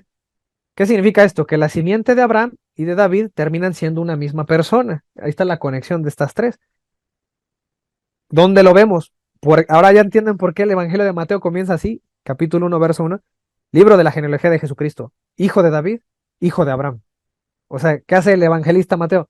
Como él escribe a los judíos, les está diciendo, ¿recuerdan estas alianzas? Pues Cristo viene de este linaje, Abraham, David, Cristo, ¿no? Por eso hace eh, esa unión, Mateo. Y bueno, esta última parte, donde dice, yo le seré el padre y él me será mi hijo, les mencionaba que la última vez que hubo esta filiación divina se mencionó, había sido también bueno, más bien fue con el pueblo de Israel, ¿no? Ahí en el Éxodo 4:22 es acá. ¿Sí se acuerdan que les dije, ¿no? Que cuando Moisés fue al faraón, Jehová ha dicho así, Israel es mi hijo, mi primogénito. Ya te he dicho que lo dejes ir a mi hijo, para que me sirva. Mas no has querido dejarlo ir. Le menciona al pueblo como si fuera su hijo. ¿Esto qué quiere decir? Que el pueblo de Israel sea el primogénito. Significa que todos los pueblos de Dios son sus hijos, pero hay uno que tiene las primicias o la herencia, ¿no? Eso significa primogénito. Y ese es el pueblo elegido de Israel, sobre todos los pueblos. Y si es el primogénito, ¿qué pasa con el hijo mayor? Pues resulta que el hijo mayor o el primogénito, es que a veces, digo, no siempre es el primogénito, pero normalmente es el primogénito, el primer hijo. eh, Resulta que por ser el mayor es el ejemplo de los demás hijos, ¿no? Eso siempre pasa. Entonces significa que el pueblo de Israel, si es el primogénito, tiene que ser el ejemplo de todas las demás naciones. Por eso comienza ahí la evangelización y la espiritualidad ahí es el ejemplo de a qué Dios deben de adorar los demás pueblos. Entonces miren, la filiación divina la había rechazado Israel con el becerro de oro, ¿se acuerdan? Ahí con Moisés. Ahora esa filiación pasa a David. Aquí en la promesa dice, yo le seré el padre y él me será mi hijo. Pasa a David y a sus hijos a partir de ahí. Por eso el Salmo 89 a David lo menciona como primogénito. Acá dice, ¿no? En el verso 26, y me clamará, mi padre eres tú, mi Dios, y la roca de mi salvación. Dice, yo también le pondré por primogénito, el más excelso de los reyes, quien David, ¿no? En la tierra. Para siempre le conservaré mi misericordia y mi pacto será firme con él. Fíjense ahí cómo es explícito con el pacto. ¿Todo esto qué quiere decir al final? Que David es un nuevo Adán, ¿no? Así como Adán tenía una filiación con Dios, pues David es un nuevo Adán y que también en David está encarnado el pueblo. O sea que el pueblo se va a beneficiar de esa alianza. Y por eso, ¿no? Se mencionaba esto, lo que les mencioné al principio, que o sea, esta encarnación que hay en David del pueblo, por eso le dicen esto, hueso tuyo y carne tuya somos, ¿no? Que ya lo leímos.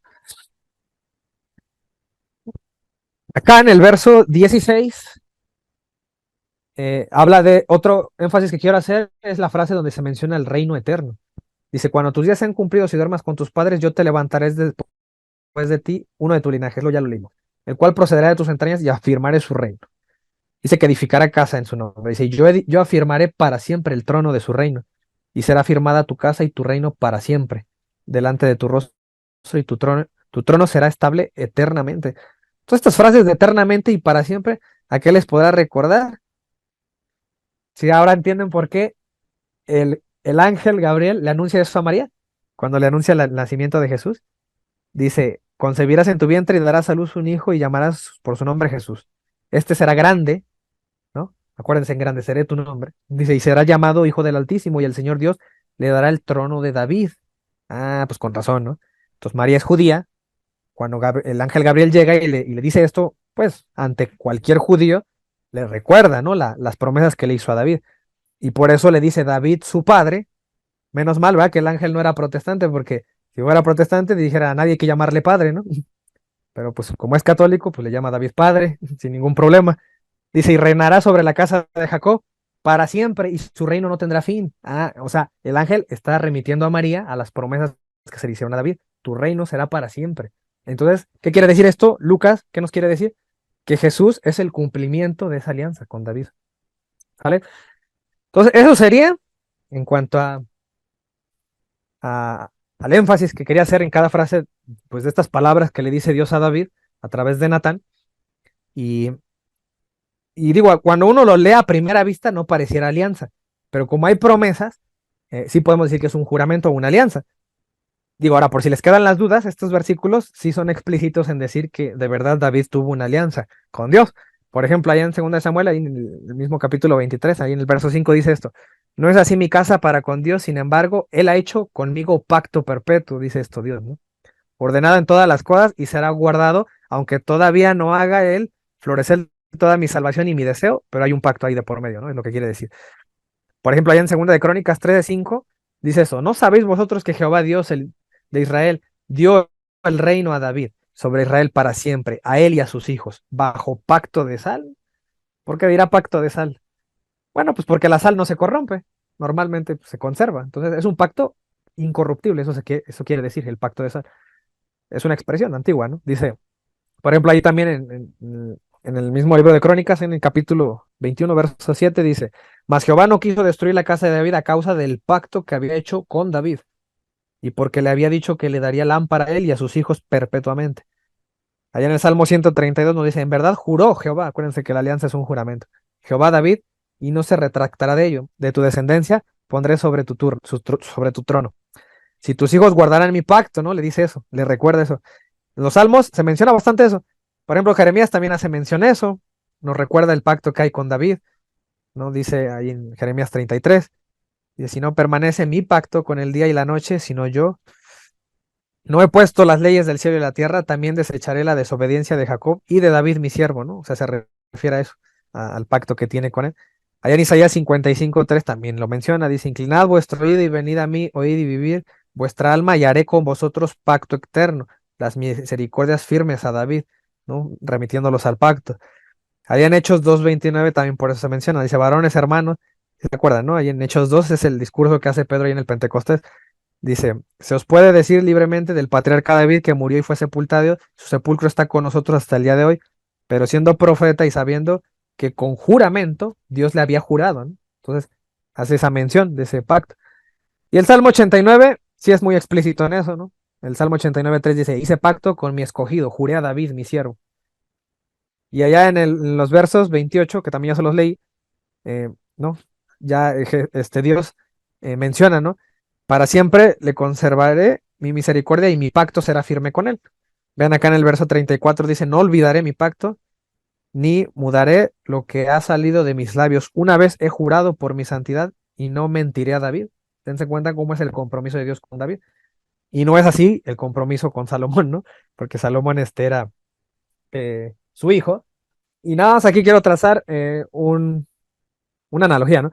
Dense cuenta cómo hay una alianza que ya vimos que es la de Abraham, pero el clímax de la alianza de Abraham fue con su hijo Isaac, ¿no? Cuando lo iba a sacrificar y al final no lo sacrifica. Pero ahí fue el clímax de la alianza. A partir de ahí se cumplen, o Dios formaliza la alianza con Abraham al ofrecerle su hijo, su único hijo Isaac. Bueno, pues aquí pasa algo parecido. David empieza la alianza, pero el clímax de la alianza es con Salomón cuando ya construye el templo. Ahí es el clímax de la alianza de David. Y qué curioso, ¿no? Porque la alianza con Dios también, su clímax la alcanza con su hijo, Jesucristo, con su único hijo, ¿no? Entonces, vean ese paralelismo, porque ahora resulta entonces que si Jesús es el nuevo Isaac, también Jesús pasaría a ser como un nuevo Salomón, ¿no? Entonces, eso es lo que tenemos que observar, esos patrones que se repiten en la historia.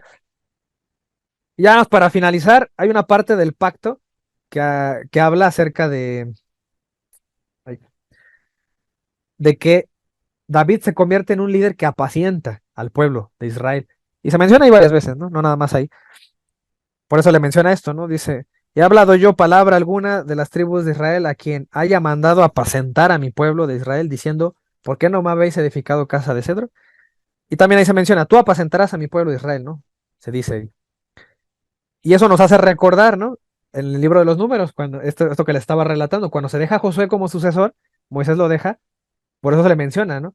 Que no, que la congregación, dice, de Jehová no sea como ovejas sin pastor. O sea, al final, quien apacienta es un pastor. Dense cuenta cómo siempre Dios se preocupó por tener un pastor. Aun cuando Cristo se fue, dejó un pastor que es Pedro, que eso es lo que quiero recalcar, ¿no? Entonces, por eso Jesús allá en Juan 10:11 dice, yo soy el buen pastor da su vida, ¿no? O sea, menciona este tema de que si él es pastor, él apacienta el rebaño en ese momento, pero él le deja las llaves del reino a alguien, deja a alguien de encargado, un mayordomo. Por eso, aquí en Juan 21:15 dice esto, apacienta mis corderos, pastorea mis ovejas, apacienta mis ovejas. Pero dense cuenta cómo siempre hay un liderazgo. Y no es cierto eso que dicen los protestantes de que, ay, no, todos son líderes. Ahí los apóstoles, los 12 mandaban, ¿no? Y no había un líder, Pedro no era el líder, no. Vemos aquí a lo largo de la historia que siempre Dios se preocupa porque alguien apaciente. Incluso el mismo Pedro, ahí en su carta, ahí en 1 Pedro 5:1, ahí en el verso 2, dice, apacentar la grey de Dios. ¿A quién le escribe? A los líderes de la iglesia. También son pastores. Pero acuérdense, e incluso menciona el príncipe de los pastores, aquí en el verso 4, o lo menciona en otras traducciones, le llaman pastor supremo. ¿Quién es ese pastor supremo? Ahí está hablando de Cristo. O sea que Pedro, claro, es pastor, ¿no? Pero es el pastor visible en la tierra. Pero él también reconoce que el pastor supremo es Cristo, así como hay sumo sacerdote, hay sacerdotes que son, ¿no? Los que están, digamos, en la jerarquía abajo. Entonces, hay un sumo sacerdote, hay sacerdotes. Hay un supremo pastor aquí, según Pedro. Entonces hay un pastor principal también aquí en la tierra, que ese sería el que tiene la silla de Pedro, ¿no? La cátedra de Pedro. Y también hay pastores más secundarios que sean los obispos. Entonces, por eso también es esta exhortación a los obispos, allá en Hechos 20:28, San Pablo. Por tanto, mirad por vosotros y por todo el rebaño en que el Espíritu Santo os ha puesto por obispos, para apacentar, ¿no? También apacientan los obispos. La iglesia del Señor, la cual él ganó con su propia sangre. O sea que Dios sí tiene iglesia, ¿no? Porque aquí dice la iglesia del Señor. Entonces la iglesia sí es importante, ¿no? Porque si a Cristo le importó tanto que dio su sangre, entonces la iglesia sí importa. Entonces, no es cierto eso que te digan, la iglesia no importa, es que no hay líder. Cristo no dejó a nadie, ¿no? O sea, pues aquí en este versículo se refuta todo eso. Y bueno, creo que hasta aquí llegamos. No, me queda un tiempo todavía. Pues nada más recalcar los títulos que tiene David. Si recuerdan, ¿no? Como David como esposo, pues vimos que Adán es esposo, ¿no? Cuando se hace el primer matrimonio de la humanidad, que le dice, ¿no? Esta sí es carne de mi carne, hueso de mis huesos, carne de mi carne. Entonces, esta expresión que le hace el pueblo a David significaría que el pueblo es la esposa y David sería como el nuevo Adán, ¿no? El que es esposo. Por eso aquí dice que lo ungieron a David por rey de Israel. Y esta es la frase de Adán, ¿no? Génesis 2:23 sería, que es lo que dice Adán, este es hueso de mis huesos y carne de mi carne. Entonces, esa sería la relación, ¿no? De estos dos versículos que aparecen y en los dos se formaliza una alianza. Aquí se hace rey David y acá se hace esposo, ¿no? Esposo o rey puede ser, ¿no? También. Y acuérdense que también Adán representa un pueblo, la humanidad, ¿no? Y va igual. Entonces, miren, qué parecido tiene, ¿no? Estas dos frases, hueso, ¿qué dice? Hueso tuyo y carne tuya somos, o hueso de mis huesos, carne de mi carne, con algo que dice San Pablo. Y fíjense qué curioso, ¿eh? Porque San Pablo allá en los Efesios, cuando él habla del matrimonio y lo compara de la relación de Cristo con su iglesia, de algún modo te está remitiendo al matrimonio de Adán y Eva, ¿no? Y de algún modo también te está remitiendo a que Cristo tiene ese esposo, ¿no? Y también usa esa frase de la carne, ¿no? La misma. Dice, así también los maridos deben amar a sus mujeres como a sus mismos cuerpos.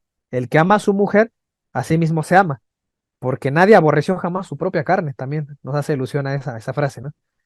Sino que la sustenta y la cuida. Eso hace Cristo. Dice, como también Cristo a la iglesia. Dice que la sustenta y la cuida, no la aborrece. Entonces, cuando llegan aquí a mi casa los testigos, solo quería hacer un énfasis de la relación que tienen estas frases. ¿Sí lo ven, va? Ya. Ajá, que quería comparar las alianzas, ¿no? La de Adán, cómo forma alianza ahí con Eva, y aquí David, con el pueblo, se hacen uno solo también, y también Cristo se hace uno solo con su iglesia. Por eso dice que es su carne, su iglesia. Entonces, por eso dice aquí San Pablo, porque nadie aborreció jamás su propia carne. Por eso está comparando el matrimonio normal de hombres con mujeres con la relación de Cristo y su iglesia. También es un fundamento de que por eso el matrimonio es indisoluble ante la iglesia católica, ¿no? Aunque algunos protestantes enseñan a divorciarse, pero por otro nosotros no enseñamos eso, porque es una alianza con Dios. Entonces es inquebrantable. Y dice, nadie aborreció jamás su propia carne, sino que la sustenta y la cuida. como también Cristo a su iglesia. O sea que Cristo, desde que fundó su iglesia en Pedro, debe cuidarla y debe sustentarla. No existe eso de que les decía que llega un testigo de Jehová o un mormón o de estas sectas y te dicen es que ya se corrompió la iglesia. Ya está todo mal en la iglesia que fundó Cristo, por eso nosotros llegamos a restaurar esta nueva iglesia, porque Cristo se manifestó acá y no, porque aquí San Pablo me está diciendo que Cristo cuida, la sustenta y la alimenta a su iglesia, no la descuida, no la abandona. Entonces no puede existir eso de que hay que restaurar la iglesia. O sea, pero es sobre la misma iglesia que fundó Cristo, ¿no? Tal vez ahí se puedan hacer cosas, pero no se puede fundar otra iglesia distinta. Por eso no pueden existir otras iglesias, solo debe haber una iglesia. Y en nuestro credo decimos eso. Nuestra iglesia es una, coma, santa, coma, católica. Lo digo porque a veces lo dicen de corrido y dicen es una santa, ¿no? En el credo, no, se refiere a que es una, de que no hay más de una. Entonces dice, por eso acá dice, porque somos miembros de su cuerpo. Ah, ¿a manera de quién? Del pueblo con David, ¿no? Somos miembros de David, somos hueso suyo y carne suya somos. Somos miembros de su cuerpo, de su carne y de sus huesos. ¿Ya ven esta frase? Carne, de su carne y de sus huesos, ¿no? Toda ahí está la conexión con David, con la alianza con David. Carne tuya somos, ¿no? Del mismo modo que la unidad que tuvo Adán y Eva. Entonces, hasta aquí le dejo. No sé si quieren comentar algo respecto a este tema. Creo que conectamos con muchas alianzas antes, ¿no? Y también después con Cristo. Y ya nos hacen mucho sentido muchas cosas que dice Pablo, como estas frases, y nos va a hacer mucho sentido de la relación de Cristo y su iglesia, ¿no? No sé si alguien quiere decir algo. Muy bien, perfecto, ¿no? Pues está, Unos paralelismos, mucha información, la verdad, ¿no? Ujú. Y que la verdad yo ni sabía. Entonces esto sí hay que, este, volverlo a ver, ¿no? O sea, y pues irnos a las citas, ¿no? Tengo duda en esta, a ver cómo es, o sea, es maravilloso y muy complejo y mucha información y muchas felicidades porque es una presentación excelente con muchísima información y muchas respuestas a los paralelismos, ¿no? Entre el Antiguo Testamento y el Nuevo Testamento, que yo la verdad pues no sabía, pero nada, sinceramente, muchas gracias. Pues, queda mucha tarea. Ustedes. Y, y también que vean o siempre hagan énfasis, sobre todo en el tema de cuando se trata de hacer apología de María, el paralelismo que traza Lucas, ¿no? Con el Arca de la Alianza, porque también esa tipología es una base para los dogmas de María, para decir que María es inmaculada, ¿no? María fue siempre virgen, ningún hombre, nadie la profanó ni la tocó. Entonces también eso es fundamento de lo que defendemos. Yo tenía pensado, ya más adelante, cuando acabemos el tema de las alianzas, meterme más de lleno al tema de la mariología y dar algunas charlas de los dogmas de María y el fundamento bíblico histórico, porque también importa mucho eso, es desde lo más atacado y a veces de lo que menos sabemos, ¿no? Entonces, en algún momento ahí ya me tocará darles, ahora que me lleguen sí, unos libros que encargue. y a ver Y si sería muy importante. a ver si lo preparas, Diego, y porque adelantamos el día 30, Isabel va a dar precisamente tema de María, así es que ya tienes Mm, otras citas por ahí, Isabel. Ah, claro, sí, ¿Sí? sí, sí, sí, y también esto, bueno, me hace a mí reflexionar, ¿no? Cuando rezamos muy rápido el credo y no entendemos realmente lo que nos quiere decir, igualmente el rosario, ¿no? En todas las letanías que decimos, que decías Arca de la Alianza, y hay un chorro, ¿no? Y pues las reza uno, pero realmente no estás comprendiendo lo que te está diciendo, ¿no? Y ahora hay bueno, se inició allá en Cuernavaca, ¿no? Lo que es el rosario al corazón inmaculado de Jesús y de María. Y hay que buscarlas con cita bíblica para que tomen sentido y obviamente pues nos sirven, como dice Diego, para respaldar precisamente esos dogmas que tenemos, que los dogmas que son, no son imposiciones del Papa o de los obispos, ¿no? No son imposiciones del Vaticano, los dogmas son verdades de fe proclamadas por la iglesia, o sea, son verdades que están escritas en la Biblia y también respaldadas por la tradición apostólica, reveladas precisamente en la tradición apostólica e interpretadas y proclamadas por el magisterio de la iglesia. Esos son los dogmas, son verdades, porque pues luego ya ven que los protestantes dicen, no, es que ustedes tienen dogmas. Entonces, como diciendo que un dogma es una imposición que tienes que respetar, y no, no es cierto. Hay que saber que es De una hecho, verdad. eso dicen. Sí, es una verdad y saberle responder. Ujú.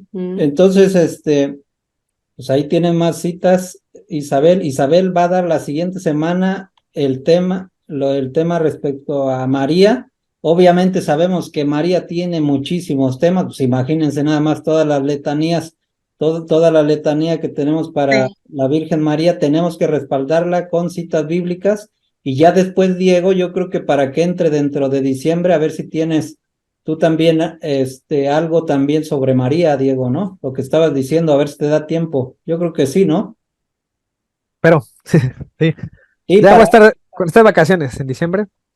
Ajá, sí, ya voy a sí. tener Sí, más. pero todo diciembre vamos a aventar una ráfaga Puro María. de Mariología para que se retuerza el maligno, ¿sale? Sí. De todos modos sigue hasta enero. Entonces, algo que quieras decir, Sofi, sobre el tema, que quieras ampliar el tema, pues. Creo que ya está muy bien, está muy completo, es mucha sabiduría y mucha inteligencia, la verdad que Dios tiene y le dio a Diego para que él pudiera hacer ese tema tan explicado, ¿verdad? Con citas bíblicas y todo. Me pareció muy bien y está muy extenso, muy completo y muy bien. Felicidades, Diego. Gracias. Sí, sí, Gracias. sí. Sí, felicidades.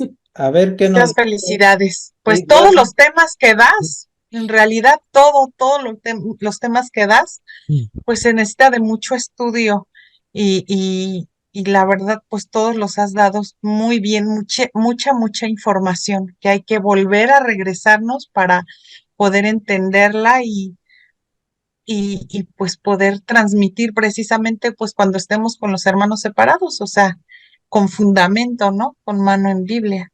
Así es, y nosotros disfrutar de todo este conocimiento, o sea, ya vemos de otra forma, vamos a leer la Biblia de una forma más, Un panorama. la vamos a disfrutar y vamos a valorar cada una de las citas, ¿no? Que estamos viendo. A ver, Diana, ¿qué nos puedes decir, Diana?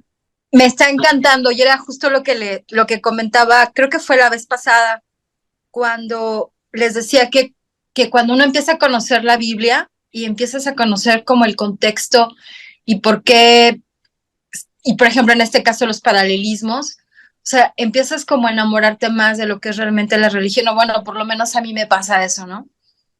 Y pues no sé si en algún momento, digo, a lo mejor esto no tiene nada que ver, pero si en algún momento, abusando de la inteligencia, de la sabiduría y de la amabilidad de Diego, pudiera, digo, perdón que insista con este tema, pero estuve buscando información o alguna explicación justamente cuando Dios le manda al rey Saúl que se deshaga de todos los amonitas, amanecitas, algo así se llamaban, que era del rey,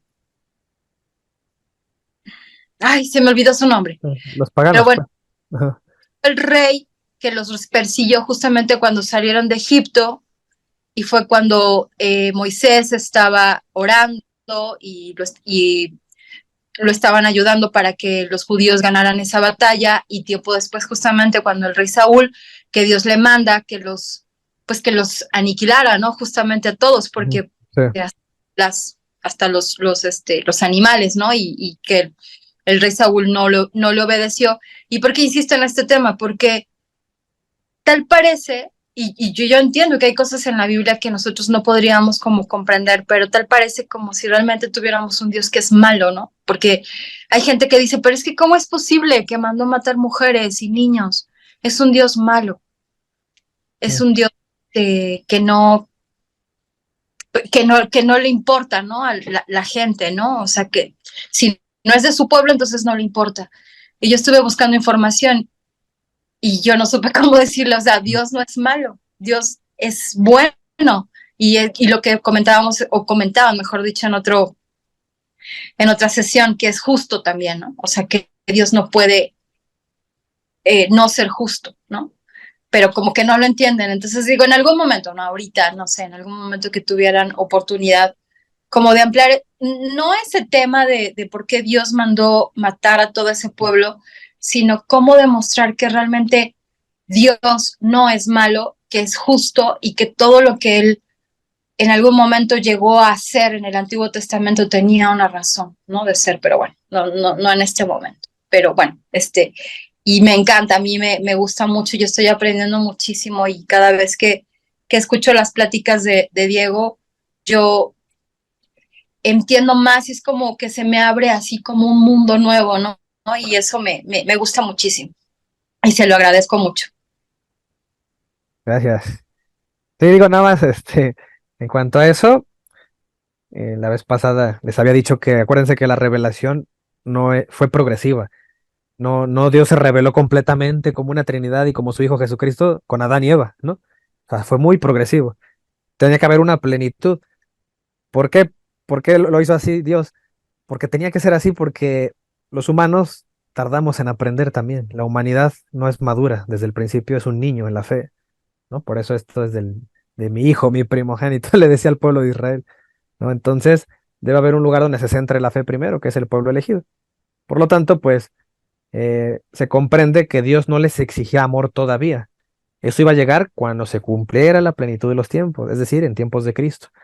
Por eso, cuando yo leo la Biblia, como a mí ya me tocó la alianza eucarística y Cristo me dijo que puro amor y da la otra mejilla, cuando yo leo el antiguo pacto, uy, se me hace horrible porque yo estoy acostumbrado a la alianza de Cristo y con mis gafas cristianas veo a los judíos en la antigüedad y veo que pues para este tiempo son gente malvada, pero para ese entonces era completamente normal tener combates y matarse unos a otros. El humano no aspiraba para más, no daba para más. Entonces, que Dios les exigiera amor estaba difícil, ¿no? La revelación tenía que ser gradual, poco a poco. Entonces, sí permitió, pero es muy diferente decir, ¿no? Permitió, ¿no? Sí permitió, digamos, de algún modo, mm, pues sí, respaldó ese comportamiento hasta cierto punto, pero iba a tener un final eso, ¿no? O sea, al final de cuentas, y también pasó a ser figura de todo eso, muchas cosas que se vivían, por ejemplo, eso de que mátenlos a piedras, es figura de que también del infierno, ¿no? También cuando pecas sufres una muerte, igual aún ahorita las cosas no han cambiado, nada más que se habla de una muerte pues, espiritualmente después de la vida, ¿no?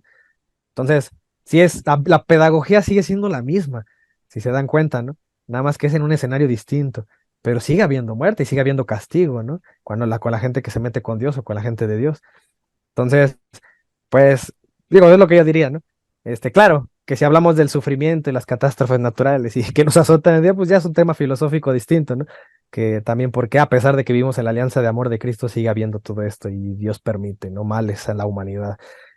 Pues sí, también el ateo de ahí se agarra para no creer en Dios. Un argumento es el sufrimiento de la humanidad, ¿no? Pero pues bueno, también a nosotros Dios nos dio fe, ¿no? Jesucristo nos dio una esperanza y que pues perseveramos y pues eso dice que el que persevera hasta el final, pues ese va a ser salvo, ¿no? Entonces, pues a lo que nos toca es perseverar en Cristo, sin importar lo que pase, ¿no? Y ya Cristo ya nos dejó una alianza, ya que es de amor y ya es bonita y todo color de rosa, muchas cosas, ¿no? Pero, pero pues sí, digo, sí entiendo esa parte, ¿no? De ver el antiguo pacto y verlo como algo muy contrastante a lo que Cristo nos enseña. Pero pues al final Cristo restauró todo eso, ¿no? O sea, perfeccionó las leyes para lo que conocemos hoy. Nada más. María Cristina, ¿qué nos querías decir? Es tan increíble cómo va o qué es tan importante para poder conocer nuestra religión verdaderamente y que no gente pues nos llegue tan increíblemente y nos engañe y te digan cosas que te dejan así como, ¿qué estás diciendo? ¿O por qué lo dices? Y aquí estamos sabiendo los porqués tan negativos. Porque si no sabemos bien nuestra religión, permitimos a veces que gentes o personas entren a nuestras vidas, porque no sabemos. Y esto es importante para saber cómo vienen las alianzas, cómo vienen, cómo son, para no permitir. Porque a veces sí ahora sí que como dicen, ¿no? Nos dejamos engañar. Y esto es esto, aprender verdaderamente nuestra religión. Gracias. Sí, así es. Adiós. Adelante, Isabel. En el nombre del Padre, del Hijo y del Espíritu Santo. Amén. Señor mío y Padre mío, te damos gracias por esta noche, por todo este día que hemos vivido, por esta noche que hemos aprendido y que nos abre las puertas para seguirnos preparando como bautizados que somos para poder evangelizar, para poder seguir tu camino, Señor, para poder hacer tu voluntad. Y te agradecemos porque tu Madre Santísima siempre intercede por nosotros ante ti. Te pedimos que nos des una noche tranquila, una noche de reflexión en nuestras vidas y que no nos olvidemos de todas las personas que están sufriendo de dolor por alguna enfermedad o por alguna pérdida, por esa falta de desamor en el mundo entero que provoca todas esas guerras y que sin embargo tenemos que voltear y mirar a nuestro seno familiar porque ahí inicia la guerra con nosotros mismos y con nuestras familias. Te pedimos, Señor, que nos bendigas a todos nosotros, a los que no pudieron estar, y que se haga tu voluntad y no la nuestra. Así sea. Así sea. Amén. En nombre del Padre, y del Hijo, y del Espíritu Santo. Amén. Gracias, mis estimados y estimadas. Muchas Gracias. gracias. Que pasen buena noche. Hasta Adiós. luego, que descansen. Luego, gracias, Diego. Adiós. Sofi, adiós, Sofi. Adiós. Adiós.